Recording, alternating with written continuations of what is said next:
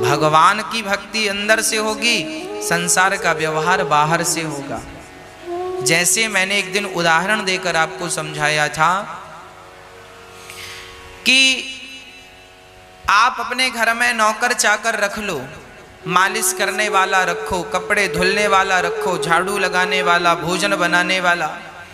ये जो आपके घर के नौकर चाकर हैं, ये सब आपका काम कर देंगे, मालिश भी कर देंगे, आपके कपड़े भी धुल देंगे, आपको नहला भी देंगे, आपके पांव भी दबा देंगे, आपकी सारी सेवा करेंगे, भोजन बना के खिला भी देंगे, बर्तन कपड़े सब धुल देंगे, आपकी सेवा सारी कर देंगे संसार के नौकर चाकर, पर आपसे प्रेम नहीं करेंगे। आपकी जो मालिश करने वाली या करने वाला है, वो आपकी मालिश करता है, सेवा कर रहा है आपकी, पर वो आपसे प्रेम नहीं करता। आपके कपड़े धुलने वाला आपके कपड़े धुलकर आपकी सेवा कर रहा है, पर वो आपसे प्रेम नहीं करता। आपके घर भोजन बनाने वाली है, भोजन बनाती है, बनाता है, सेवा करता और करती है आपकी, पर वो आपसे प्रेम नहीं करता या करती। उसी तरह आप भी संसार के लोगों से ऐसा ही व्यवहार करो। आप अपने बेटे की सेवा करो, नहलाओ, धुलाओ, बड़ा करो, संस्कारी बनाओ, उसे सेवा करो, जो भी जरूरत है पूरी करो, सेवा सबकी करो, पति की भी सेवा करो, पांव दबाओ, जरूरत जो कहता है वो करो, सबकी सेवा करके सबको संतुष्ट करो, सबको प्रसन्न करो, पर प्रेम इनमें से किसी से मत करो। प्रेम केवल गोविंद से करो, केवल भगवान से प्रेम करो। व्यवहार सबके साथ निभाना चाहिए, पर प्रेम गोपियों की तरह केवल कृष्ण से करना चाहिए। ये गोपियां कोई सामान्य गोपियां नहीं हैं, ये गोपियां भगवान से कितना प्रेम करती हैं हम आपको क्या बताएं। हनुमान जी से किसी ने कहा कि तुम राम से कितना प्यार करते हो।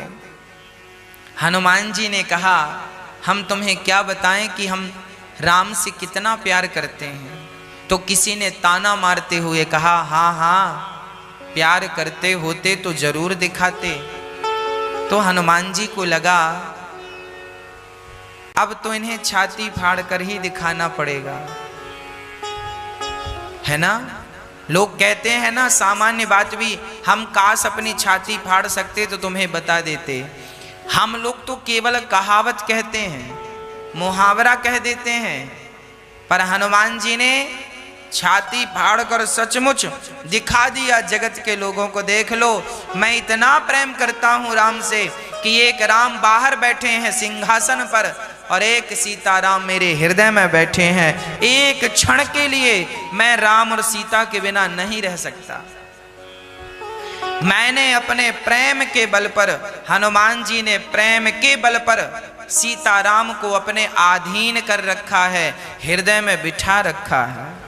अब बताओ, क्या हनुमान जी के पास धन दौलत की कमी? आज जिस धन दौलत के पीछे हम लोग भागते हैं, क्या हनुमान जी को इस दौलत की कमी थी? वो भी बढ़िया विवाह कर लेते। उनके पास तो अष्ट सिद्धि थी, अष्ट सिद्धि, नवनिधि के दाता, असवर दीन जानकी माता। हनुमान जी के पास 8 प्रकार की सिद्धियां थी, है ना। ये सिद्धियां क्या होती हैं? अणिमा, महिमा, गरिमा, लघिमा, पात्री, प्राकाम्य, इंशित्व और वशित्व, ये 8 सिद्धियां होती हैं, अष्ट सिद्धि, है ना। ये अणिमा, महिमा, गरिमा, लघुमा, पात्री, ये कौन सी सिद्धियां? इन सिद्धियां, एक सिद्धि आ जाए तो एक सिद्धि से व्यक्ति अपने आप को छोटा कर सकता। हनुमान जी लंका गए तो छोटे बन के गए, मतलब हनुमान जी के पास वो सिद्धि थी कि वो अपने आप को छोटा कर सकते थे। दूसरी सिद्धि है, वो अपने आप को जितना बड़ा करना चाहें वो बड़ा कर सकते हैं। हनुमान जी बड़े कर सकते हैं अपने आप को। हनुमान जी चाहें तो कुबेर का खजाना भी अपने अधीन कर सकते थे। इतनी शक्ति हनुमान जी के अंदर थी, इतना कुछ था। नवनिधि, अष्ट सिद्धि नव निधि के दाता। हनुमान जी के पास 9 निधि। 9 निधि कौन कौन सी होती हैं?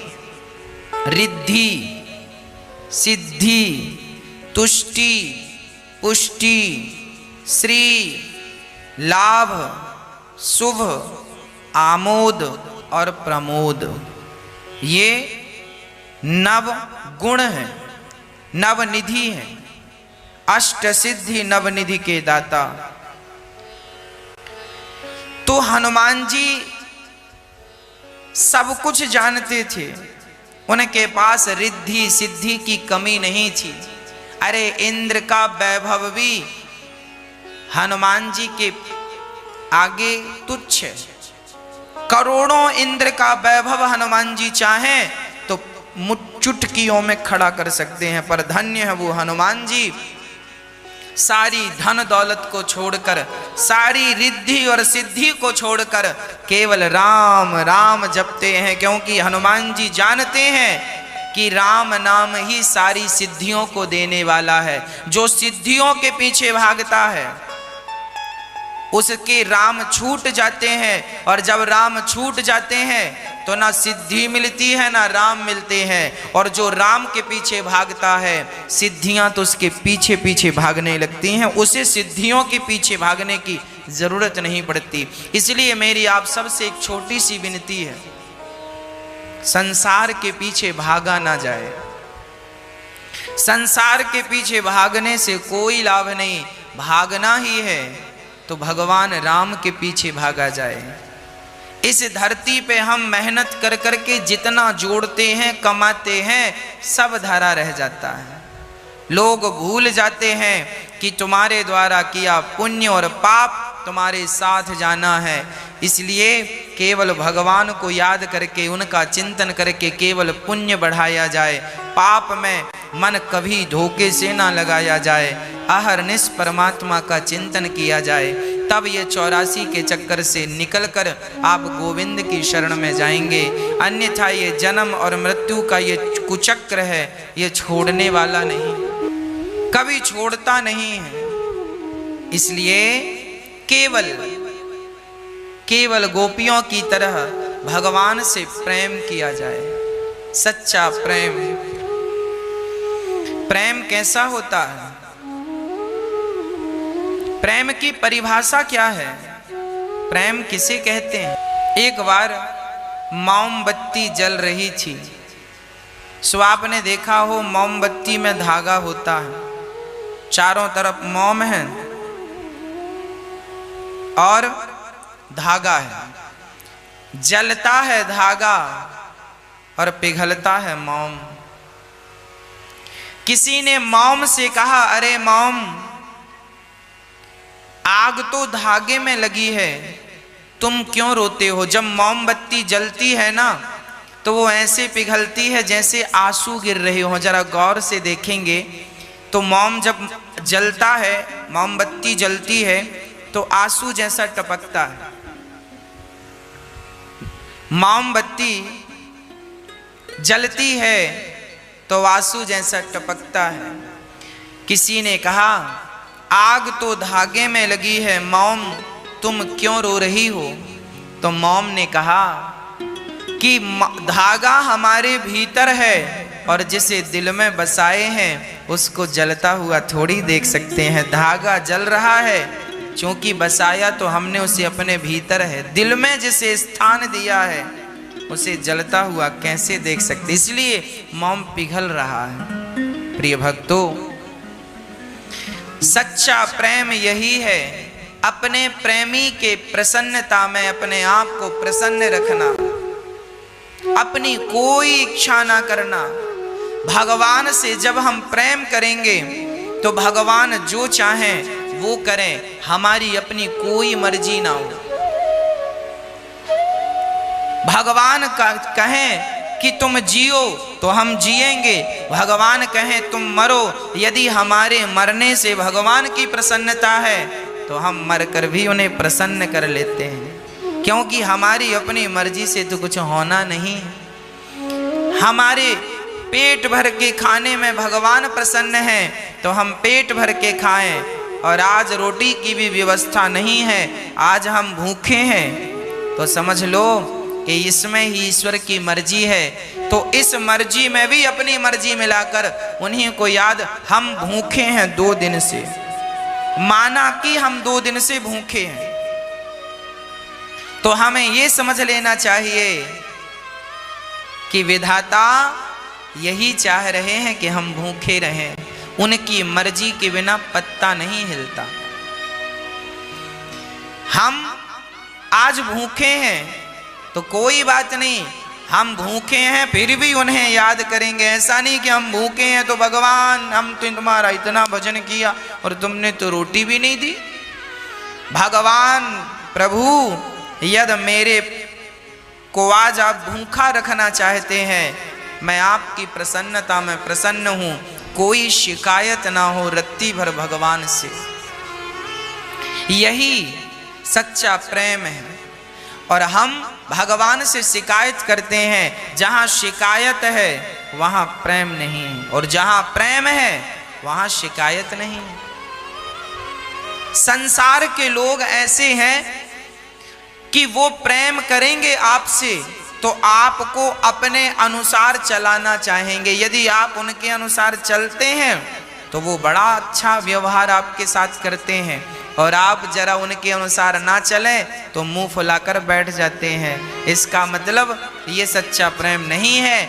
अपने प्रेमी के प्रेम में प्रसन्न रहना, उसमें समर्पण कर देना, उसकी मर्जी में अपनी मर्जी मिला देना, यही प्रेम है। अपनी मर्जी को, अपनी इच्छाओं को डिलीट कर देना, समाप्त कर देना, और ईश्वर की मर्जी को अपनी मर्जी मान लेना, यही प्रेम है। गोपियां कृष्ण से मिलने चाहती, वृंदावन से मथुरा कोई ज्यादा दूर नहीं है। वृंदावन का आदमी आज दिन में 10 चक्कर मथुरा के लगाता है। मथुरा से वृंदावन 10 से 12 किलोमीटर ही है। पैदल जाएंगे तो 1 से 1.5 घंटे में पहुंच जाएंगे। पर गोपियां चाहती तो क्या कृष्ण से मिलने मथुरा नहीं जा सकती थी? क्या कृष्ण मथुरा से वृंदावन नहीं आ सकते थे? यदि गोपियां प्रेम करती थी तो जाकर मिल क्यों नहीं आती थी? रोया क्यों करती थी? क्योंकि गोपियों ने कहा, यदि हमारे कृष्ण को हमसे दूर रहने में सुख मिल रहा है तो हम जाकर उनके सुख में बाधा नहीं बनना चाहती। इसलिए गोपियां कृष्ण से मिलने नहीं गईं। अपने प्रेमी की प्रसन्नता में गोपियां अपनी प्रसन्नता समझती थी। यही प्रेम है। और सच बताऊं, प्रेम में त्याग करना होता है। प्रेम में अपने सुख की, अपने इच्छाओं की कुर्बानियां देनी होती हैं। यदि आप अपने सुख, अपनी इच्छाओं का बलिदान दे सकते हैं तो आप सच्चे प्रेमी हैं, और आप नहीं दे सकते तो आप स्वार्थी हो सकते हैं, प्रेमी नहीं हो सकते। प्रिय भक्तों, प्रेम की अद्भुत परिभाषा है, जितना कहें सब कम है। प्रेम तो प्रेम है। हाँ, विशुद्ध कृष्ण ही प्रेम है, राधा ही प्रेम है। राधा और कृष्ण एक ही है। वृंदावन में जो बिहारी जी हैं, बिहारी जी के मंदिर में आपने देखा होगा कि बिहारी जी को प्रकट करने वाले थे श्री हरिदास जी महाराज। निधि वन में हरिदास जी महाराज रहते थे। जब हरिदास जी भगवान का भजन करते थे, पद गाते थे, तो भगवान स्वयं हरिदास जी के सामने बैठकर उनका पद गाया करते थे, उनका पद सुना करते थे। और भगवान श्री हरिदास जी को टुकुर टुकुर देखा करते थे। बाबा, एक पद और सुनाओ, एक बढ़िया सा पद सुना दो। बाबा सुंदर से पद सुनाया करते। तो एक दिन हरिदास जी ने कहा, हे श्याम सुंदर, हे मनमोहन, हे मुरलीधर, हम चाहते हैं कि आप जब हम पद गाते हैं तो आप आकर सुनते हैं, हम आपको देखते रहते हैं, और हम पद गाना बंद करते हैं सो आप छोड़कर चले जाते हैं। हम चाहते हैं कि सदा सदा के लिए आप हमारी आंखों के सामने आ जाएं। तब भगवान बोले, बाबा तुम कल पद गाना, ये जो कुंड है इस कुंड से हम प्रकट होंगे। तो जब पद गाया श्री हरिदास जी ने और भगवान को प्रेम से पुकारा, तो निधि वन में वो कुंड आज भी है। उस कुंड से प्रिया प्रियतम राधा और कृष्ण दोनों प्रकट हो गए। हाँ, राधा और कृष्ण दोनों प्रकट हो गए। हरिदास जी महाराज ने जब देखा श्याम सुंदर आए हैं, श्री किशोरी जी आई हैं, तो हरिदास जी महाराज बिहारी जी को देखकर तो प्रसन्न हो गए, पर राधा जी को देखकर जल्दी से भाग गए। भगवान ने कहा, हरिदास जी कहां भाग रहे हो? हरिदास जी ने कहा, प्रभु आप आए तो अच्छा है, पर ये मैया को क्यों ले आए? कन्हैया बोले, बाबा ये राधा है और हम इनके बिना एक पल नहीं रहते। अच्छा, हरिदास जी ने कहा, प्रभु मैं तो ठहरा लंगोटी वाला बाबा, केवल एक लंगोटी है, और सुनो मैं लंगोटी लगाता हूं तो मैं आपको भी लंगोटी लगा दिया करूंगा। जो मैं खाता हूं चना चवैना, संत हूं तो मेरे पास तो धन दौलत है नहीं 56 भोग पवाऊं, तो मैं भी आपको चना चवैना भोग लगाऊंगा। पर सुनो ये किशोरी जी हैं, इनको थोड़ी हम लंगोटी लगा सकते हैं, ये तो स्त्री है ना, इनका तो बढ़िया श्रृंगार होना चाहिए, और हमारे पास तो इतना धन नहीं है कि हम श्रृंगार। तो एक काम करो, हम दोनों की सेवा का खर्चा उठा नहीं सकते, तो हमें एक ही मिलो, तुम दो ना रहो, एक हो जाओ। तब श्री श्याम सुंदर ने किशोरी जी को देखा और कहा, सुनो हरिदास जी कह रहे हैं कि वो केवल एक को रखना चाहते हैं। तो राधा जी से श्याम सुंदर ने कहा, प्रभु तो ऐसा करो कि मैं आपके बिना तो रह नहीं सकती और आप मेरे बिना रह नहीं सकते। तो राधा रानी बिहारी जी के भीतर समा गई और दो के एक हो गए। इसलिए आज भी बिहारी जी का श्रृंगार, अंदर से गोपी की ड्रेस पहनते हैं आज भी बिहारी जी, और ऊपर से बिहारी जी अपनी ड्रेस पहनते हैं। आज भी बिहारी जी को दो ड्रेस पहनाई जाती है, आज भी दो वस्त्र पहनाए जाते हैं, आज भी ठाकुर जी लहंगा पहनते हैं, बिहारी जी चुनरी डालते हैं, क्योंकि बिहारी जी ही राधा हैं और बिहारी जी ही कृष्ण हैं। दो प्रकट हुए थे, पर हरिदास जी भक्तों के कहने के कारण भगवान दो के एक हो गए, राधा और कृष्ण दोनों एक हो गए, और वही एक स्वरूप श्री राधा जी और कृष्ण आज बिहारी जी के रूप में हैं। आज भी बिहारी जी में जब करवा चौथ आती है ना, तो ठाकुर जी का पूरा श्रृंगार गोपी का होता है, भगवान साड़ी पहनते हैं, भगवान बहुत सारे उत्सव आते हैं बीच बीच में, तब भगवान श्री कृष्ण बिहारी जी पूरी गोपी के अर्थात श्री राधा रानी के रूप में होते हैं। तो बिहारी जी ही राधा हैं और बिहारी जी ही कृष्ण है, दोनों एक हैं। अर्थ क्या निकला? भगवान अपने भक्तों से इतना प्रेम करते हैं कि उनके लिए खड़े हो जाते हैं कि मैं तुम्हारे कारण खड़ा हूं। आज बिहारी जी यदि खड़े हैं तो केवल श्री हरिदास जी के प्रेम के कारण खड़े, आज भी खड़े हैं। क्या अर्थ निकला? भगवान अपने भक्तों से प्रेम करते हैं। हरिदास जी ने कहा, प्रभु अब आप यूं ही रहकर तमाम कलयुग के भक्तों को दर्शन देकर कृतार्थ करते रहिएगा। बिहारी जी का दर्शन कोई कर ले तो जीवन सफल हो जाता है। प्रिय भक्तों, बड़ भागी हैं हम सब कि हमें बिहारी जी का दर्शन होता है। हम बड़ भागी हैं कि हम भारत की भूमि में प्रकट हुए हैं, जन्म लिए हैं, और भारत की धरती पर जहाँ स्वयं बिहारी जी हैं, जहाँ स्वयं जगन्नाथ जी भगवान हैं, जहाँ स्वयं राधा रमण जी हैं, जहाँ स्वयं भगवान द्वारिकाधीश हैं, जहाँ भगवान रामेश्वरम हैं, जहाँ भगवान विट्ठलनाथ जी हैं, जहाँ स्वयं भगवान खाटू श्याम सावरिया सेठ अनेक अनेक रूपों में भगवान विराजमान होकर चारों तरफ अपने भक्तों को आह्लादित अर्थात प्रसन्न करते हैं। इसलिए कहता हूँ कि जगत से नाता तोड़कर जगन्नाथ से नाता जोड़ लो।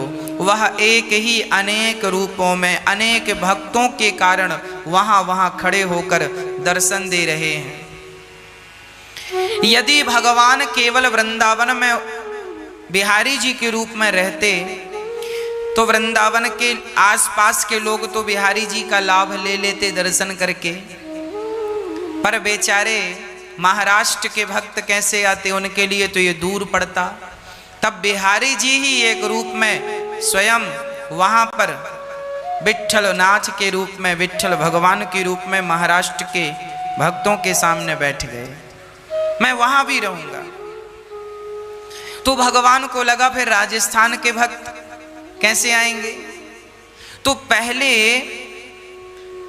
इतना साधन तो था नहीं कि आप तो कोई भी रास्ता 1 घंटे का, 2 घंटे का, 12 घंटे का है ना। फ्लाइट से जाएंगे 2 घंटे में, ट्रेन से जाएंगे 12 और 24 घंटे का। राजस्थान के भक्तों के लिए भगवान श्री नाथ जी नाथ द्वारा में बैठ गए।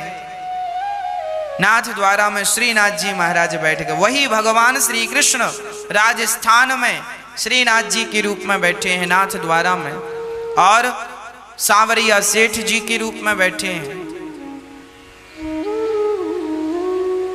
तो वही भगवान अब गुजरात के भक्त तो बेचारे समुद्र के किनारे हैं, द्वारिका समुद्र के तट पर है। तो गुजरात के भक्तों को भी भगवान मिल जाएं सहज में, तो भगवान एक रूप में गुजरात में जाकर बैठ गए। एक रूप में भगवान गुजरात में द्वारिका नाथ द्वारिकाधीश के रूप में बैठ गए। और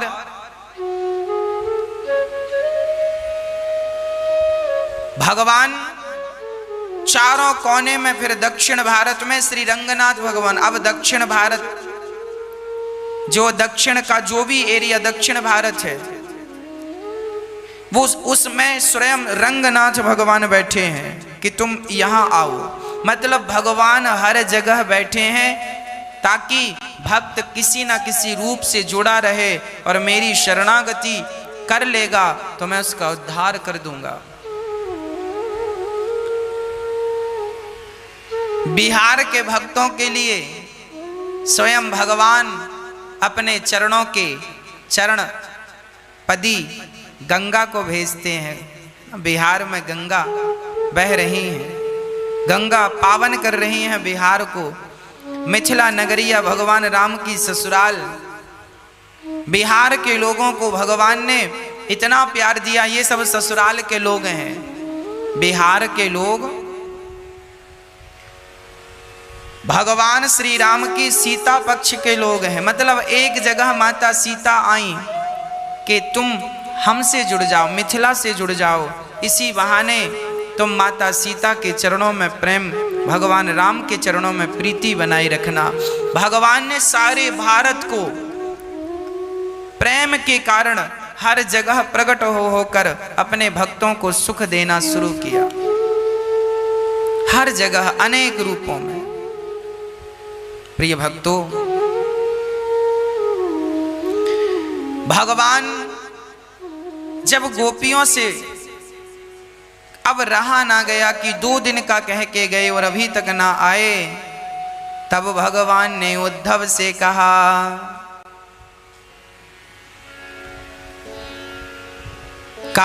घनश्याम ने उद्धव से वृंदावन जरा जाना, वहाँ की गोपियों को ज्ञान का कुछ तत्व समझाना।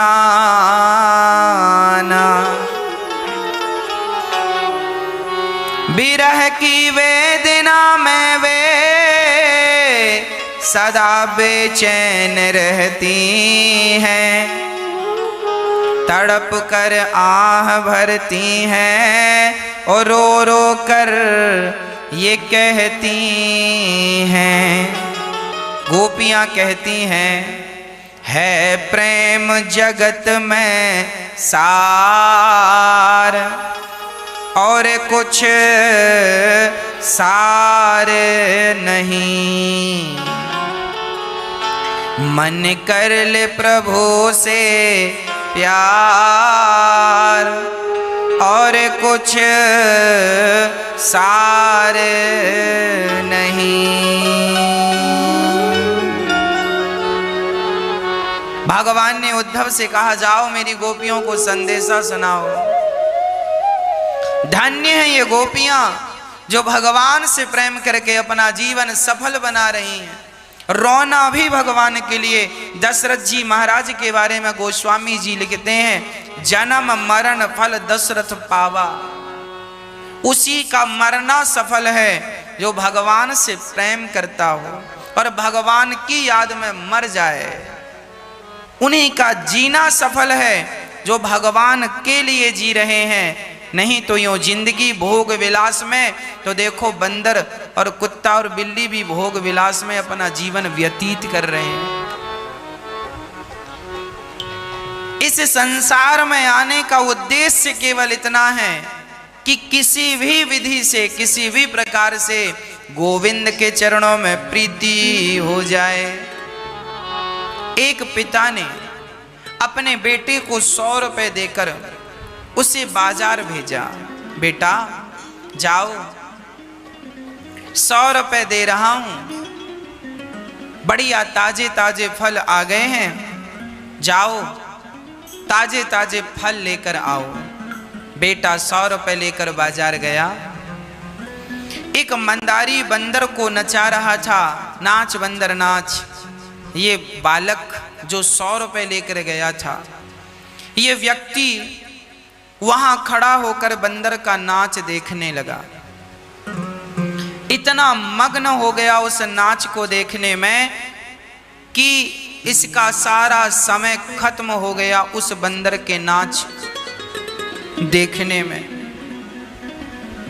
खेल खत्म हुआ तो बंदर ने कटोरा उठाया, सबसे मांगा। तो ये सज्जन जिसे पिता ने बाजार भेजा था फल लाने को और 100 रुपए दिए थे, इसके पास 100 रुपए थे। ये उस बंदर के नाच देखकर इतना इम्प्रेस हुआ कि अपने 100 रुपए बंदर के कटोरे में डाल दिया। मंदारी पैसे लेकर चला गया। अब ये आगे बढ़ा तो इसे याद आया कि पिता ने मुझे बाजार क्यों भेजा, फल लाने भेजा। बाजार की तरफ गया, फलों की दुकान की तरफ। तब तक दुकान बंद होने का समय आ गया। सारी दुकानें बंद होने को आई। तभी एक साधु मिले, देखा कि ये बालक परेशान है। पूछा, बालक क्यों परेशान है?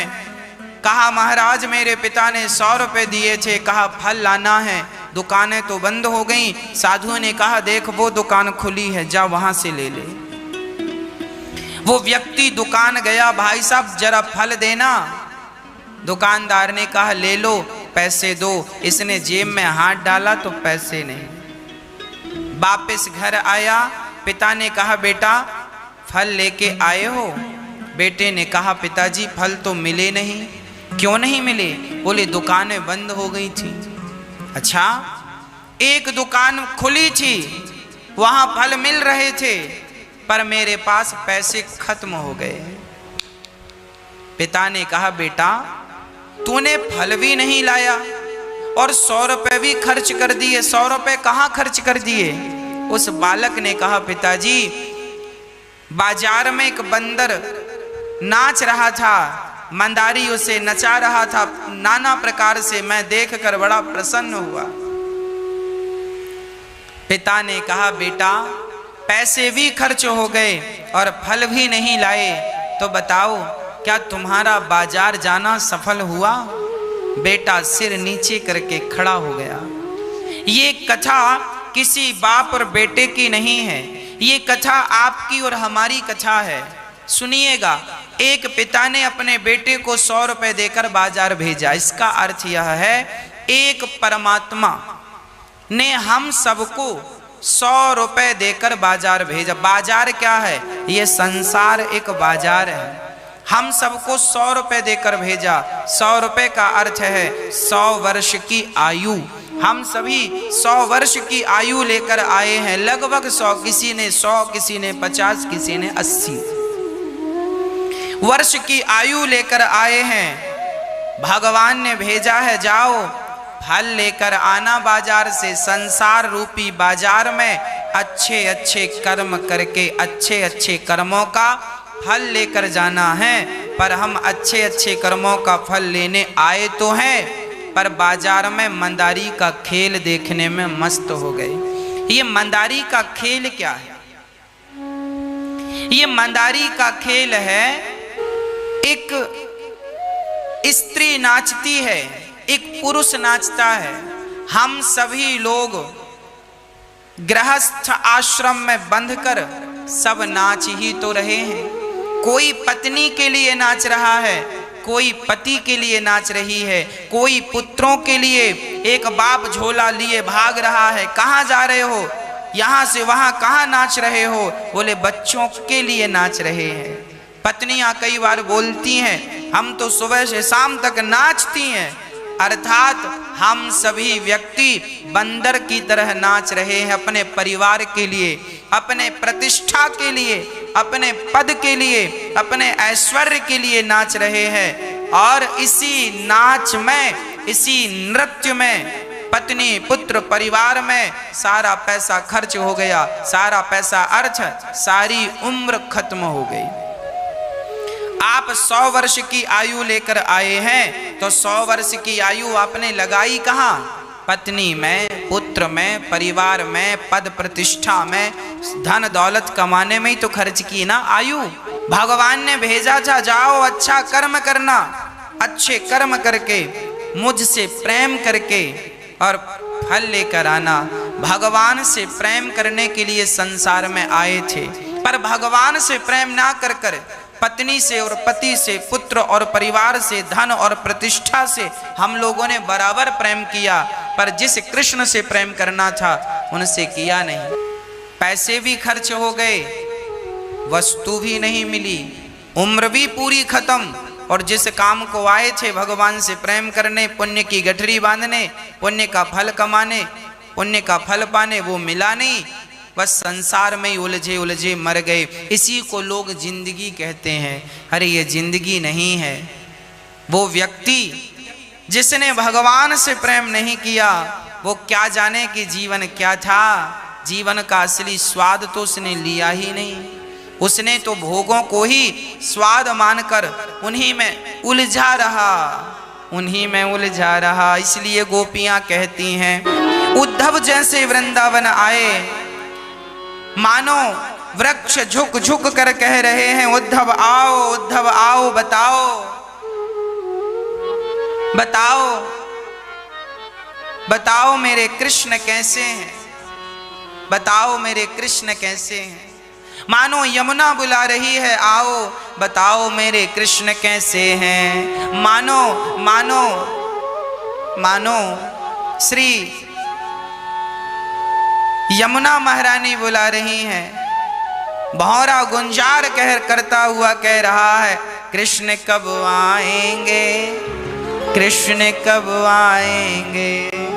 बुला रहे हैं सब। उलझ कर वस्त्र में कांटे लगे उद्धव को समझाने, तुम्हारा ज्ञान पर्दा फाड़ देंगे प्रेम दीवाने। सारा उद्धव जी का दुपट्टा कांटों में उलझ गया, और कांटों में उलझकर जब सुलझाने लगे तो दुपट्टा फट गया। मानो वृंदावन के कांटे कह रहे हैं, उद्धव ये प्रेमियों की नगरी है, यहाँ ज्ञानी बनकर प्रवेश ना करना, यहाँ प्रेमियों की नगरी है, प्रेमी बनकर आना। यदि ज्ञानी बनकर आए तो जैसे हमने तुम्हारे दुपट्टे को फाड़ दिया, गोपियाँ तुम्हारे ज्ञान की पोथी को फाड़ देंगी। क्योंकि यहाँ ये प्रेम की नगरी है, ये ज्ञान की नगरी नहीं, ये प्रेम की नगरी है।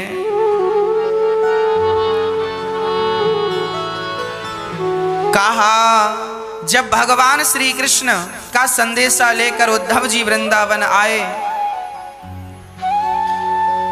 तो मां यशोदा का पता उद्धव जी पूछते हैं, भैया वृंदावन में सब शांत हैं, मानो वृंदावन रो रहा है कृष्ण की याद में, ब्रजवासी रो रहे हैं कृष्ण की याद में, कोई बात नहीं करने को तैयार, सबकी आंखें गीली हैं और सब बस मथुरा की तरफ देख रहे हैं, कब आएंगे कृष्ण। उद्धव जी किसी से कहते हैं, भैया क्या हमें यशोदा माँ के घर का पता प्राप्त हो सकता है? तो पूछा उसने कि तुम कौन हो और क्या करोगे यशोदा को जानकर? बोले हम कृष्ण के मित्र हैं, संदेशा लाए हैं। अच्छा, वो व्यक्ति कोई और नहीं मधुमंगल था। दौड़ पड़ा, सुनो मैया, माँ यशोदा बस कृष्ण के प्रेम में इतनी व्याकुल थी, प्राण निकल जाएंगे। और जब उद्धव को देखा तो कुछ जान आई।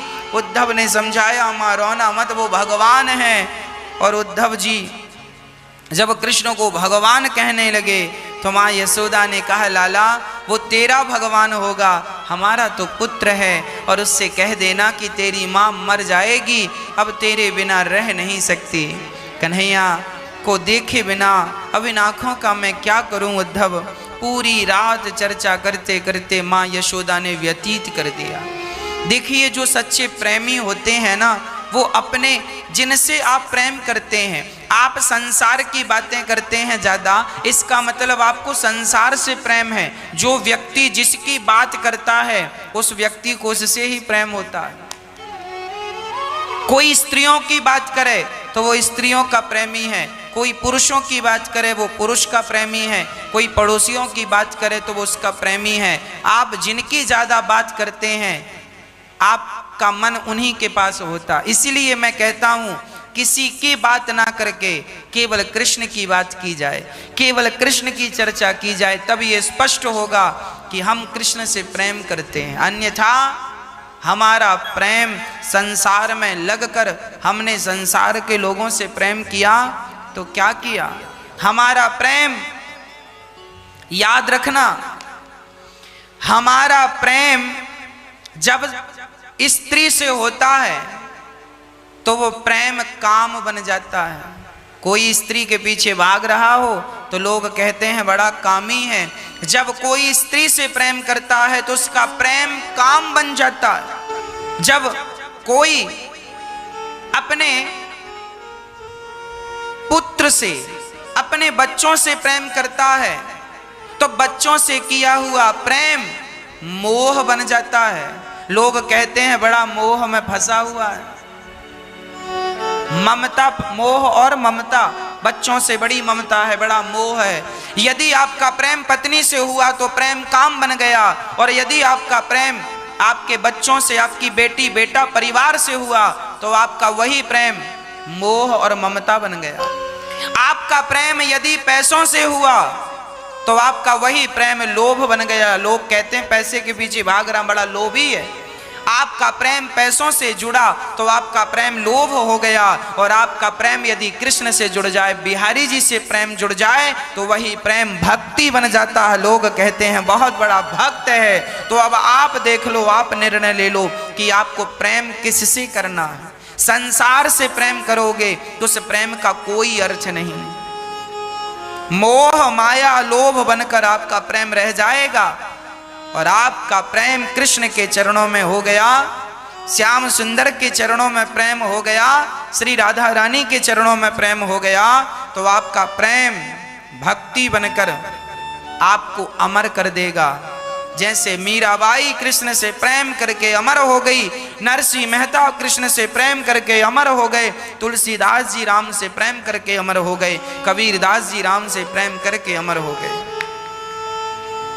प्रेम प्रेम प्रेम वही है, शेरनी का दूध वही है, पर वह दूध जब मिट्टी के बर्तन में रखा जाएगा तो वो तोड़ देगा मिट्टी के बर्तन को।